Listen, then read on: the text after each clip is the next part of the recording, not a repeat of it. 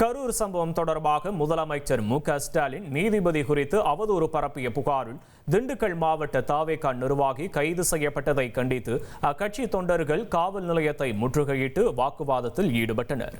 கூடுதல் விவரங்களை செய்தியாளர் சேகர் வழங்க கேட்போம். சேகர் வணக்கம். விவரங்களை பதிவு பண்ணலாம். சேகர் வணக்கம்.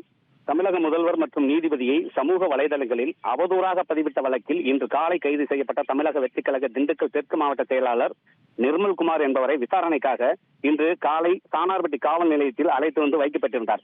இந்நிலையில் மாவட்ட செயலாளர் நிர்மல்குமார் மீது புகார் அளித்த திமுக நிர்வாகிகள் நிர்மல்குமார் மற்றும் அவரது குடும்பத்தினரை சமூக வலைதளங்களில் அவதூறு பரப்பியதாக கூறி அவர்களையும் கைது செய்ய வேண்டும் என காவல் நிலையம் முன்பு போலீசாருடன் தமிழக வெற்றிக் கழக நிர்வாகிகள் வாக்குவாதத்தில் ஈடுபட்டனர். இந்நிலையில் திண்டுக்கல் ரூரல் டிஎஸ்பி சங்கர் தமிழக வெற்றிக் கழக நிர்வாகிகளுடன் பேச்சுவார்த்தையில் ஈடுபட்டார். அப்போது காவல்துறையினருக்கும் நிர்வாகிகளுக்கும் இடையே கடும் வாக்குவாதம் ஏற்பட்டதை தொடர்ந்து வாக்குவாதத்தில் ஈடுபட்ட தமிழக வெற்றிக் கழக நிர்வாகிகளை போலீசார் அடித்து குண்டுகட்டாக தூக்கிச் சென்ற வாகனத்தில் ஏற்றி அனுப்பி வைத்தனர். பின்னர் தமிழக வெற்றிக் கழக நிர்வாகிகள் கைது செய்யப்பட்டு வாகனத்தில் ஏற்றி அனுப்பிய பின்னர் திண்டுக்கல் தெற்கு மாவட்ட செயலாளர் நிர்மல்குமார் என்பவரை வாகனத்தில் ஏற்றி சிறைக்கு அனுப்பி வைத்தனர். விவரங்களுக்கு நன்றி சேகர். இனி செல்லும் இடமெல்லாம் செய்தி.